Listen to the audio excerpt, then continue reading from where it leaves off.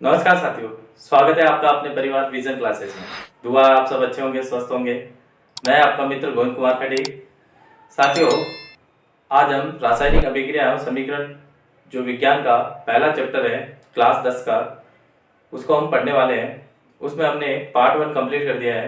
आज हम part 2 start कर रहे हैं, जिसमें हम समझेंगे रासायनिक अभिक्रियाओं को संतुलित किस तरीके से करें और रासायनिक अभिक्रियाएं संतुलित क्यों होती है। स्टार्ट करते हैं आज का टॉपिक, रासायनिक अभिक्रियाओं को संतुलित करना। सबसे पहले किसी रासायनिक अभिक्रिया में किसी भी रासायनिक अभिक्रिया में जो अभिकारक व उत्पाद की संख्या के परमाणुओं की संख्या, उत्पाद के परमाणुओं की संख्या हमेशा बराबर होती है। किसी भी रासायनिक अभिक्रिया में अभिकारक और उत्पाद के जो परमाणु होते हैं वो हमेशा क्या होते हैं, बराबर होते हैं। ऐसा क्यों है? क्योंकि जितनी भी रासायनिक अभिक्रिया होती है वो हमेशा द्रव्यमान संरक्षण के नियम की पालना करती है। ये द्रव्यमान संरक्षण का नियम क्या होता है, इसको हम समझते हैं। द्रव्यमान संरक्षण का नियम, इस नियम के अनुसार इस नियम के अनुसार किसी रासायनिक अभिक्रिया में पदार्थों का, जितने भी पदार्थ रासायनिक अभिक्रिया में भाग ले रहे हैं उनका, किसी रासायनिक अभिक्रिया में पदार्थों का द्रव्यमान न तो नष्ट होता है और न ही निर्माण होता है।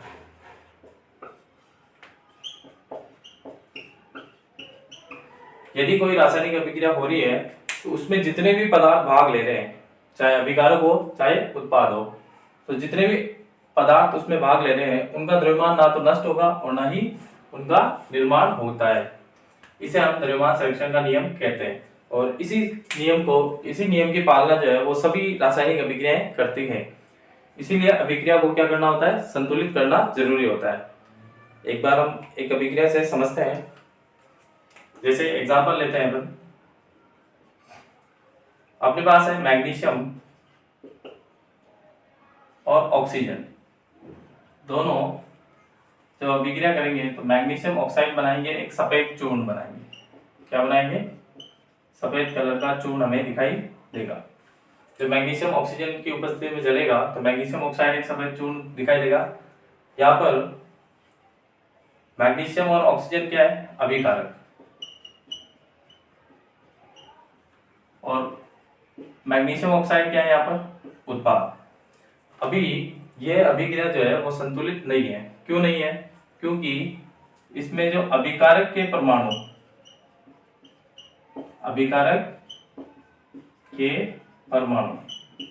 वो किसके बराबर नहीं है, उत्पाद के परमाणु के बराबर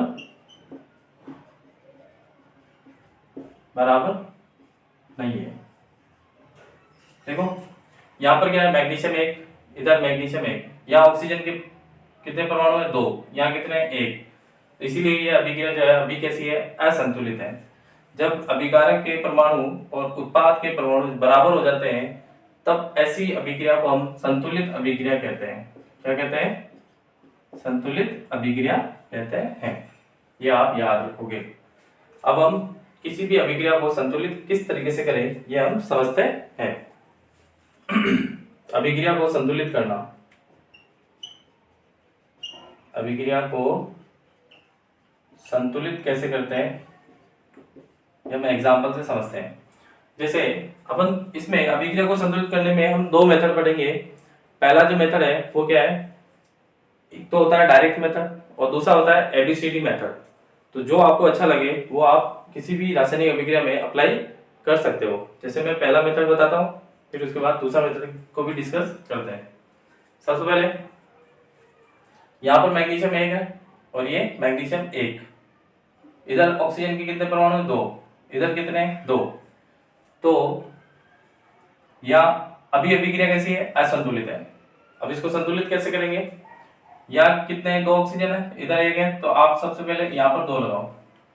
अभिक्रिया में जो भी संख्या लगाओगे वो हमेशा जो भी पदार्थ दे रखे हैं उनके आगे लगने चाहिए, पीछे नहीं लगाओगे, ना बीच में लगाओगे। हमेशा जो भी संख्या लगाओगे वो कहाँ लगाओगे, आगे लगाओगे। ठीक है। अब यहाँ पर ऑक्सीजन कितने हो गए, 2, और मैग्नीशियम कितने हैं, 2। लेकिन इधर वापस देखो, मैग्नीशियम 1 है, यहाँ इधर कितने हैं, ये जो 2 लगा हुआ ना, ये मैग्नीशियम से भी गुणा हो रहा है और ऑक्सीजन से भी गुणा हो रहा है, इसीलिए मैग्नीशियम भी 2 और ऑक्सीजन भी 2।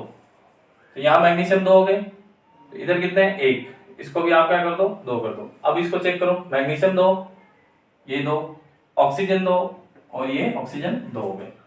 इस तरीके से अभिक्रिया, अब जो है अभिक्रिया के परमाणु और उत्पाद के परमाणु क्या है, बराबर है दोनों तरफ। अभिक्रिया में अभिकारक और उत्पाद के जो परमाणु है वो क्या है, बराबर है।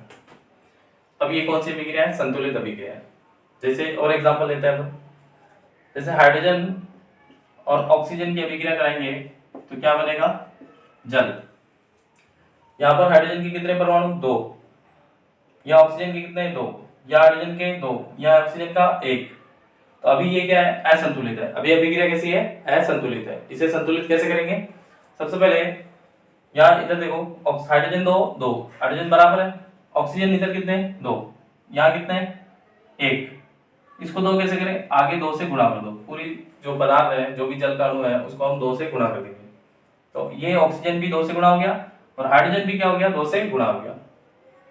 हाइड्रोजन पहले कितने थे, 2, अब कितने हो गए, 2 से गुणा होने पर 2 दूनी 4 हो गए, 2 इंटू 2 यानी कितने हो गए, 4 हाइड्रोजन।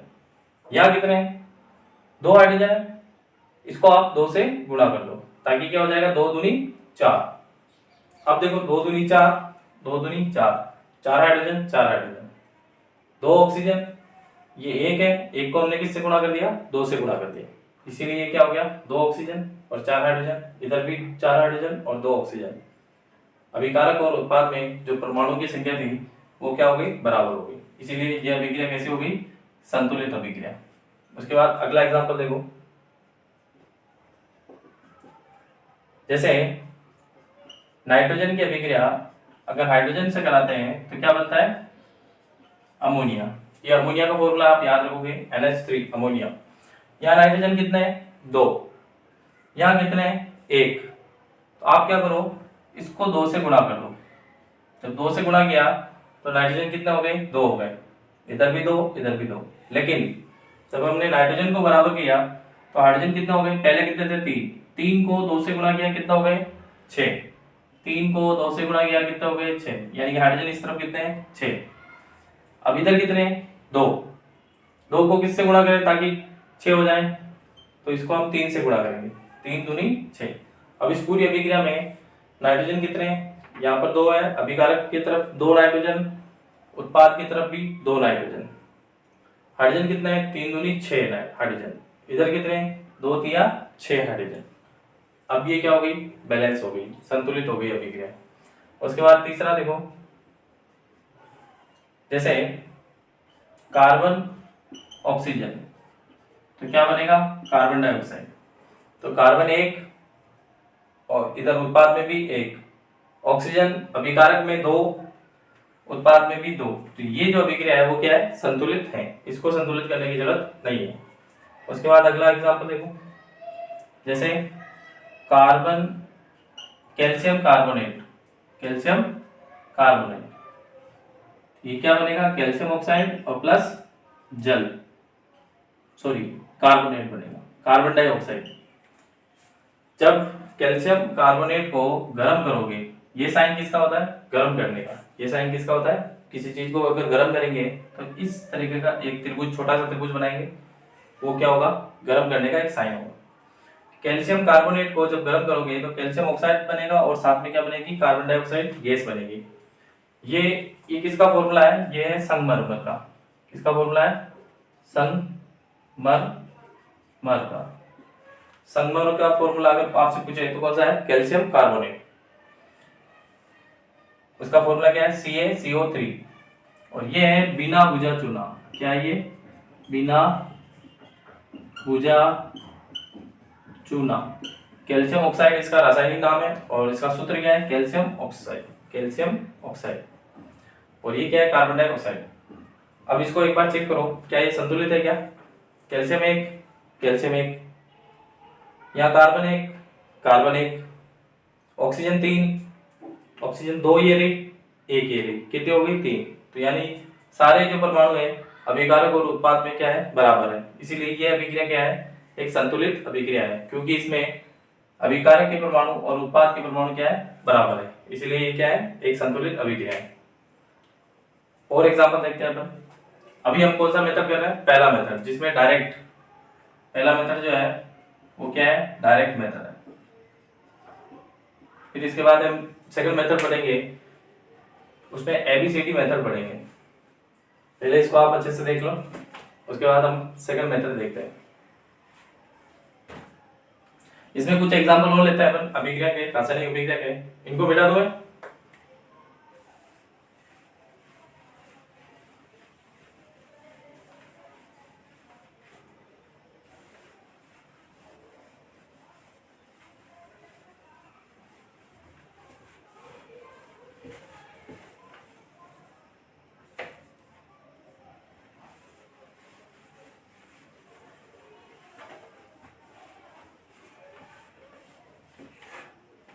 अब देखो अगला एग्जांपल, जैसे फेरस सल्फेट, यदि इसको हम गर्म करते हैं तो बनता है ferric oxide plus sulphur dioxide और सल्फर ट्राइऑक्साइड। ये जो अभिक्रिया है इसमें इस तरफ देखो आयरन 1 है, यहाँ आयरन कितने हैं, 2 है। तो यहाँ से पता चल गया कि ये अभिक्रिया क्या है, असंतुलित है। इसको हमें क्या करना पड़ेगा, संतुलित करना पड़ेगा। तो यहाँ पर एक आयरन है, यहाँ कितने, 2 है।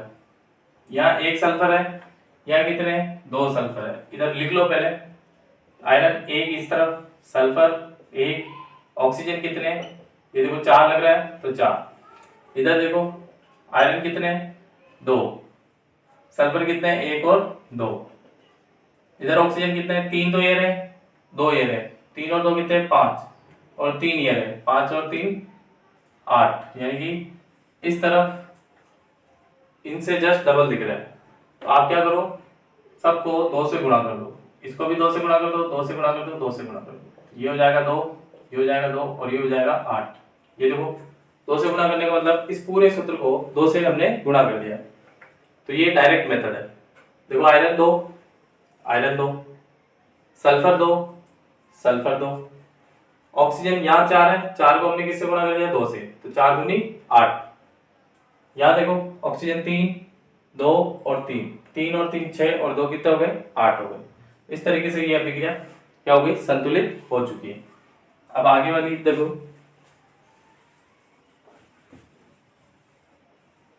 अगला एग्जांपल, जैसे लेड नाइट्रेट। तो इसको गर्म करेंगे तो लेड ऑक्साइड और नाइट्रोजन डाइऑक्साइड और ऑक्सीजन गैस मिलेगी। ये 2 अभिक्रियाएं बहुत ही इंपॉर्टेंट अभिक्रियाएं हैं, इनको आप याद रखोगे। ये अभिक्रियाएं कौन सी है, ये अभिक्रिया वहां पर काम आएगी जब हम पढ़ेंगे वियोजन अभिक्रियाएं। कौन सी अभिक्रिया पढ़ेंगे, वियोजन अभिक्रिया। इनको वापस पढ़ना पड़ेगा, तो आप अभी से याद कर लो इनको। सल्फर फेरस सल्फेट जो है, फेरिक ऑक्साइड और सल्फर डाइऑक्साइड और सल्फर ट्राइऑक्साइड, ये दोनों क्या है, गैसें हैं। ये दोनों क्या है, गैसें। ये फेरिक ऑक्साइड है, बार बार प्रैक्टिस करोगे रिएक्शन याद हो जाएगी। ये क्या है, ferrous sulphate, ferrous sulphate.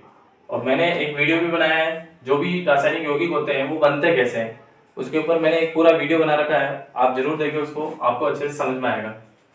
Ferrous sulphate ferric oxide, sulphur dioxide, sulphur trioxide, ये है लेड नाइट्रेट। अब इसको पहले हम संतुलित करते हैं, उसके बाद समझते हैं। अभी देखो यहाँ लेड एक है, ये पीबी को हम क्या बोलते हैं, लेड। पीबी को क्या बोलते हैं, लेड। एन नाइट्रोजन, ओ ऑक्सीजन, लेड, नाइट्रोजन, ऑक्सीजन, ये सारे परमाणु हैं। आपको मिनिमम 1 से 20 तक परमाणु तो याद होने ही चाहिए, ताकि आप किसी 10वीं क्लास में जब विज्ञान पढ़ रहे हो तो मिनिमम आपको 1 से 30 तक परमाणु के बारे में जानकारी होनी चाहिए। ठीक है।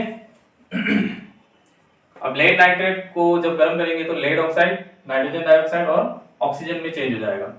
अब इसको देखो संतुलित करना है, तो सबसे पहले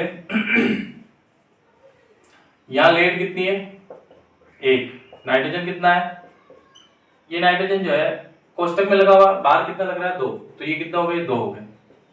ऑक्सीजन अंदर 3 है, 2 बार लग रहे हैं, तो इसको इससे मल्टीप्लाई करो, कितना हो गया, 3 दूनी 6। तो इस तरफ लेड 1 है, नाइट्रोजन 2 है, ऑक्सीजन 6 है। इस तरफ देखो लेड कितना है, 1, नाइट्रोजन कितना है, 1, ऑक्सीजन कितना है, 1 ये रहा, 4 ये रहे, कितने हो गए, 5।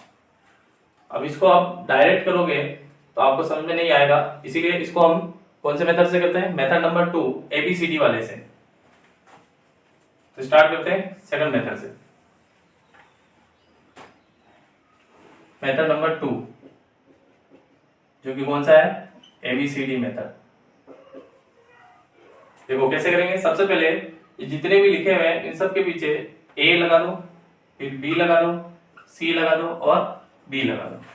अब सबसे पहले PB को देखो, PB में A कितने, PB कितना है, 1, तो A एक बार आएगा। फिर ये जो एरो है तीर वाला साइन, इसकी जगह बराबर लगाओ। इधर PB कितना है, 1 है, तो B लगाओ।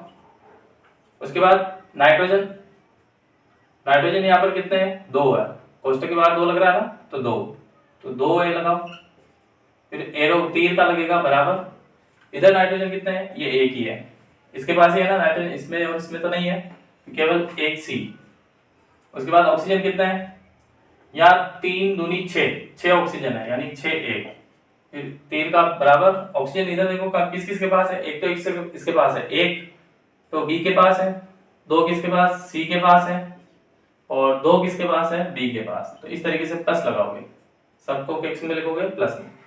अब ये जो 4 A B C D आपको दिख रहे हैं, 4 वेरिएबल दिख रहे हैं, 4 अल्फाबेट दिख रहे हैं, इनमें से किसी एक को आप 1 मान लो, किसी एक को 1 मान लो। जैसे यहाँ पर हम मान लेते हैं A को मान लेते हैं, A को मान लेते हैं कितना, 1, माना कि A कितना है, 1 है।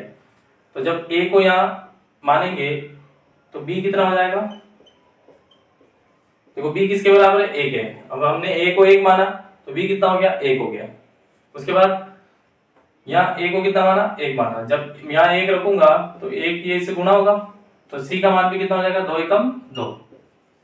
तो अपने पास A B C 3 वेरिएबल आ गए, A B C। अब D निकालना है तो D इसमें से निकल जाएगा। A का मान कितना है, A का मान है कितना, 2 सॉरी 1। B कितना है, B 1, C कितना है, 2, फिर 2, ये निकालना है अपने को D। अब इसको सोल्व करो, ये 6 हो जाएगा, ये 1 प्लस 2 दूनी 4 और प्लस 2D, ये कितने हो गए, 5। कितने हो गए, 5। अब ये 5 इधर गया तो कितना आएगा, माइनस का 6 में से 5 गए, 1, 2D 2 बटेवा में जाएगा तो 1 बटेवा 2।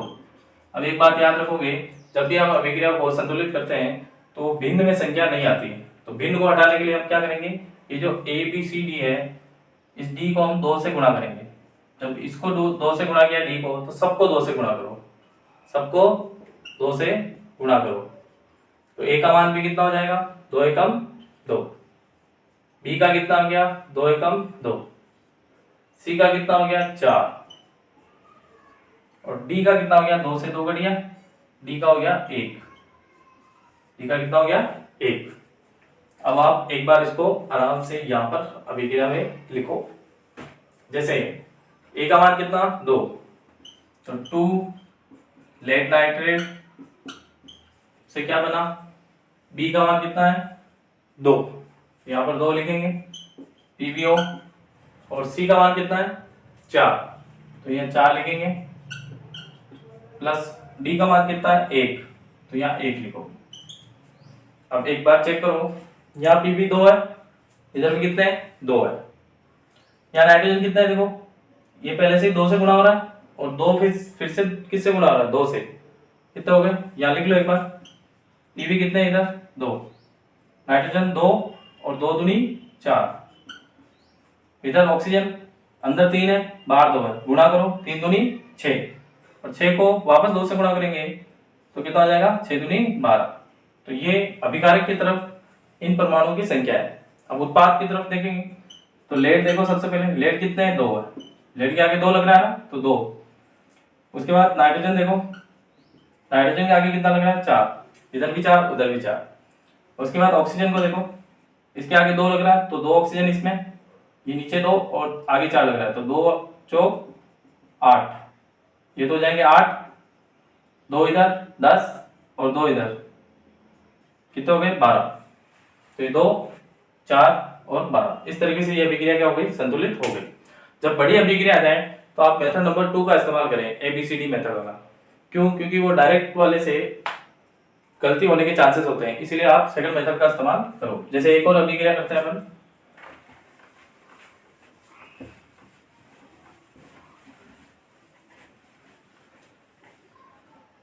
जैसे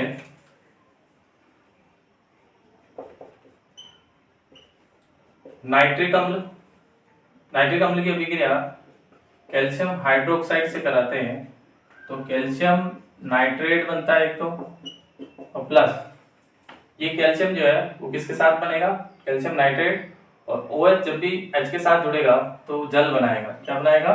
जल। एक बात हमेशा याद रखना, जो ये जो रासायनिक अभिक्रिया है बनती कैसे है, इसका जो पहला वाला तत्व है, पहला वाला जो परमाणु है वो दूसरे वाले के साथ जाएगा, और इसका जो पहला वाला है वो किसके साथ, इस दूसरे वाले के साथ। यहाँ पर OH है, यहाँ पर H है, जब भी OH और H मिलेंगे तो क्या बनेगा? जल बनेगा। और ये कैल्शियम और ये नाइट्रेट, मैंने ये समझाया हुआ है यौगिक कैसे बनते हैं, आप उस वीडियो को जरूर देखें, आपको अच्छे से समझ में आएगा। तो अभी हम अभिक्रिया को संतुलित करते हैं। देखो सबसे पहले कौन से मेथड से इस्तेमाल कर रहे हैं इसको, मेथड नंबर 2। यहाँ A लगा दो, यहाँ B लगा दो, यहाँ C लगा दो, और यहाँ क्या लगा दो D। सबसे पहले कौन सा परमाणु है? हाइड्रोजन। हाइड्रोजन देखो कितना है, इसमें 1 है ना, तो 1 लगाओ। फिर उसके बाद इसमें है क्या हाइड्रोजन? है बिल्कुल। कितने हैं? 2 है, तो 2 भी इधर आ जाएंगे, तो प्लस 2 भी। ये जो तीर का चिन्ह है उसकी जगह बराबर लगाना, बाकी 2 में प्लस लगाना। यहाँ पर हाइड्रोजन है क्या? नहीं है। इसमें हाइड्रोजन है, कितने हैं? 2 है, तो 2D लगा दो इसके बाद। ये हाइड्रोजन का काम खत्म हो गया। उसके बाद नाइट्रोजन देखो, इसमें कितने हैं? 1। इसमें नाइट्रोजन नहीं है, तो इसको छोड़ो। फिर बराबर, तीर की जगह क्या लगेगा? बराबर। इसमें कोई नाइट्रोजन है क्या? बिल्कुल है। यहाँ नाइट्रोजन कितना है? कोष्टक के बाद क्या लग रहा है? 2, तो 2C लगाओ। यहाँ नाइट्रोजन है क्या? नहीं है, तो इसको छोड़ो। हो गया नाइट्रोजन का काम। फिर ऑक्सीजन को देखो, ऑक्सीजन यहाँ पर कितना है? 3, तो 3A लगाओ। उसके बाद इसमें ऑक्सीजन है क्या? इसमें देखो कितने हैं? 2, तो प्लस 2B। 2 ऑक्सीजन है ना, तो 2B लगा दिया। फिर 3 की जगह बराबर, यहाँ पर ऑक्सीजन कितने हैं? 3 अंदर है, 2 बाहर, 3 दूनी 6। जब अंदर बाहर हो तो गुणा करते हैं उसको, 3 दूनी 6, 6 इंटू 6 है ना ऑक्सीजन, तो इस कितने हो जाएंगे? 6C। इधर ऑक्सीजन कितना है? 1, तो प्लस 1D। उसके बाद और कोई बचा है क्या? कैल्शियम बच गया, तो कैल्शियम के लिए क्या लिखेंगे? इधर कितने हैं? 1 मतलब B। इधर कैल्शियम क्या है? 1, वो भी किसके साथ है? C के साथ। ठीक है। अब आपको ABCD में ये जो 4 वेरिएबल है, इनमें से किसी एक को क्या मानना है? 1 मानना है। तो किसको माने? देखते हैं इधर। आप इस B को क्या मान लो? 1 मान लो। B को क्या मान लो? 1। जब B को 1 मानोगे तो C भी कितना हो जाएगा? B को 1 माना, B की जगह 1 रखेंगे तो C कितना हो जाएगा? 1, तो 2 आ गए। देखो B आ गया और C आ गया। अब निकालना है A और D निकालना है। तो A कैसे? देखो C का मान कितना है? 1, तो C का मान यहाँ रखेंगे, 2 इंटू 1, तो A कितना आ जाएगा? 2 आ जाएगा। तो तीन चीजें आ गई, ए आ गया, बी आ गया और सी आ गया। अब क्या निकालना है, डी। यहाँ पर देखो ए और बी का मान पता है हमें, तो यहाँ रख दो। ए का मान कितना है 2, बी का मान कितना है 1, तो यहाँ रखेंगे 2 और 2 एकम 2, 2 और 2 कितने हुए 4। अब ये 4 में 2 का भाग जाएगा तो कितना हो जाएगा 2 बार, तो डी का मान कितना आ गया 2 आ गया। अब इसमें कोई भिन्न संख्या नहीं आई, तो यही जो है ए बी सी डी का मान होगा। अगर भिन्न आ जाती है तो हमने जो पहले वाले सवाल में किया है, सभी को 2 नंबर से गुणा, जो भी नीचे नंबर होगा भिन्न में उससे गुणा करेंगे सभी को। अभी इसको चेक करते हैं अपन, क्या ये हमने सही किया है या गलत किया है। पहले ए की वैल्यू कितनी है 2, प्लस बी की वैल्यू कितनी है 1, एरो, फिर सी का मान कितना है 1, 1 को लिखने की जरूरत नहीं है, प्लस फिर डी का मान कितना है 2, तो यहाँ पर 2 लिखेंगे। अब एक बार चेक करो, सबसे पहले हाइड्रोजन, नाइट्रोजन, ऑक्सीजन और कैल्शियम। इधर हाइड्रोजन चेक करो, यहाँ कितना है 2 और यहाँ कितना है 2, देखो 2 से गुणा हो रहा है 2 और 2 कितना हुआ 4। फिर उसके बाद नाइट्रोजन चेक करो, ये इसके आगे इधर तो 1 है नाइट्रोजन, लेकिन 2 से गुणा हो रहा है 2। ऑक्सीजन देखो यहाँ 3, 3 दूनी 6, 6 और 2 5, सॉरी 6 और 2 कितना हो गए 8। कैल्शियम कितना है 1। अभिकारक की तरफ ये इतने परमाणु हैं। अब देखते हैं उत्पाद में कितने हैं। सबसे पहले हाइड्रोजन को चेक करो, हाइड्रोजन कितने हैं 4, 2 दूनी 4। उसके बाद नाइट्रोजन को चेक करो, नाइट्रोजन कितने हैं 2। फिर ऑक्सीजन को चेक करो, ये 3, 3 दूनी 6 और ये 2 से गुणा हो रहा है 6, 2 और 2 8। फिर उसके बाद कैल्शियम को चेक करो, कैल्शियम ये कितना है 1 ही तो है। अब देखो ये संख्या और ये संख्या बराबर है ना, इसीलिए अब ये समीकरण कैसे होगी, पहले कैसे थी असंतुलित, लेकिन अब क्या होगी संतुलित।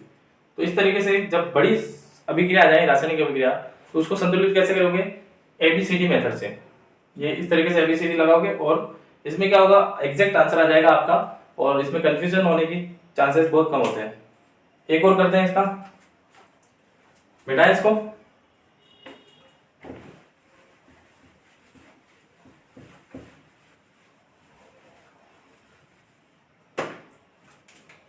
एक लास्ट और करते हैं, सोडियम हाइड्रोक्साइड, एल्यूमिनियम ऑक्साइड। उसके बाद ये क्या बनेगा, अभी मैंने बताया एल्यूमिनियम जो है OH और एक ऑक्सीजन मिलकर, एल्यूमिनियम और सोडियम मिलकर सोडियम एल्यूमिनियम सोडियम एल्यूमिनेट बनाएगा। उसके बाद OH और ऑक्सीजन जब मिलेगा तो क्या बनाएगा, जल। क्या बनाएगा, जल का एक अणु बनाएगा। अब ये अभिक्रिया संतुलित है या नहीं है चेक करते हैं।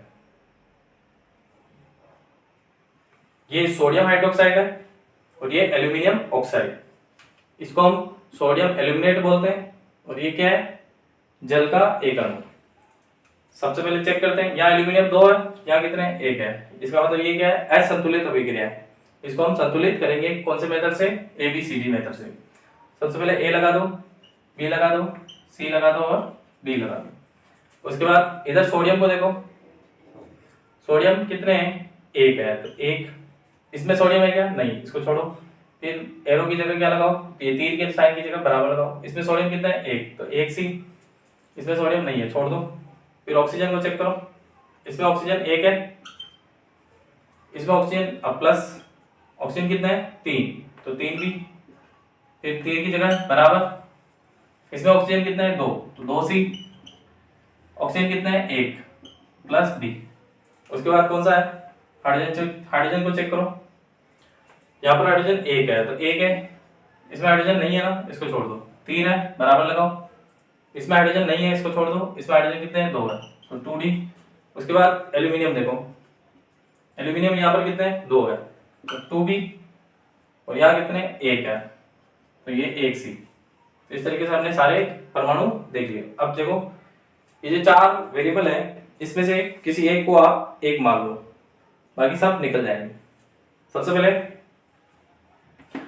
यदि b को मैं 1 मानता हूं, किसको, b को, इस b को 1 मानते हैं, तो c कितना हो जाएगा, जब b को 1 मानते हैं तो c भी हो जाएगा 2। तो यहाँ पर 2 वेरिएबल आ गए, b और c आ गया। b आ गया कितना, 1 आ गया, c कितना, 2 आ गया। अब a और d चाहिए। सबसे पहले यहाँ देखो c कितना है, 2 है, तो c यहाँ रखेंगे क्योंकि a और c बराबर है ना, तो c का मान 2 है, तो a का मान भी कितना हो जाएगा, 2। उसके बाद a आ गया, b आ गया, c आ गया। अब d चाहिए, तो d इसमें देखो a पता है ना हमें, a कितना है, 2 है, तो 2 यहाँ रख दो। अब देखो इसको जब इधर लेके जाएंगे तो बटे में जाएगा, तो 2 से 2 कटा, 1 बार, यानी कि चारों मान आ गए, a b c और d। यानी कि a की जगह पे कितना है, a की जगह पे है 2, तो यहाँ पर आ जाएगा 2। b की जगह पे 1, तो यहाँ 1 आ जाएगा। c की जगह पे 2, तो यहाँ कितना आ जाएंगे, 2। फिर उसके बाद d की जगह पे 1, तो 1 लिखने की जरूरत नहीं होती। अब इसको चेक करो, सोडियम कितने, 2, इधर कितने, 2। ऑक्सीजन कितने, 2 इसमें, 3 इसमें, कितने हुए, 5। इधर चेक करो, 2 2 दूनी 4 और 1 5। उसके बाद हाइड्रोजन को चेक करो, 2 हाइड्रोजन इसमें और 2 हाइड्रोजन इधर, हाइड्रोजन भी बराबर, एल्यूमिनियम 2, ये एल्यूमिनियम भी 2, तो यानी कि सारे परमाणु क्या हो गए, बराबर हो गए। अभी अभिक्रिया जो है वो क्या है, एक संतुलित अभिक्रिया हो गई है, कंप्लीट। तो मैंने दोनों मेथड सिखा दिए आपको, एक डायरेक्ट मेथड और एक एबीसीडी मेथड। इसमें कुछ इंपोर्टेंट बातें हैं वो भी आपको सीखनी जरूरी है, वो देख लो आप एक बार। सबसे पहले HNO3 को हम नाइट्रिक अम्ल बोलते हैं, क्या बोलते हैं, नाइट्रिक अम्ल। उसके बाद कैल्शियम हाइड्रोक्साइड CaOH2 को हम बोलते हैं कैल्शियम हाइड्रोक्साइड। इसको हम पूजा चूना भी बोलते हैं, पूजा हुआ चूना।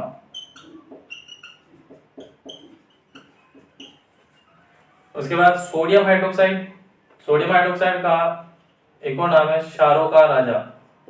इसको क्षारों का राजा क्यों कहते हैं, क्योंकि इसकी जो पीएच होती है वो 14 होती है, जो कि सबसे अधिक होती है। क्षार में सबसे अधिक पीएच किसकी होती है, सोडियम हाइड्रोक्साइड। इसका एक और नाम है कास्टिक सोडा, और रासायनिक नाम क्या है, सोडियम हाइड्रोक्साइड। इसका नाम है एल्यूमिनियम ऑक्साइड, एल्यूमिनियम ऑक्साइड। ये क्या है, ये एक उभयधर्मी ऑक्साइड है। ये क्या है, उभयधर्मी ऑक्साइड। उभयधर्मी ऑक्साइड क्या होते हैं, वे ऑक्साइड जो अम्ल और क्षार दोनों से अभिक्रिया कर लें, उन्हें हम उभयधर्मी ऑक्साइड कहते हैं। ये हम तीसरे चैप्टर में पढ़ेंगे अब उभयधर्मी ऑक्साइड को। अभी तक तो आप याद कर लो इसको।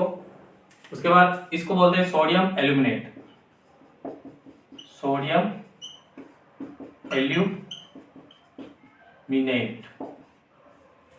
तो ये कुछ इंपॉर्टेंट पॉइंट है, वो आप याद रखोगे। और आज हमने रासायनिक अभिक्रियाओं को किस तरीके से संतुलित करते हैं और क्यों करते हैं, ये भी हमने समझा है। और आज का जो चैप्टर है, आज का जो वीडियो है वो कैसा लगा आपको, जरूर कमेंट करके बताएं। धन्यवाद।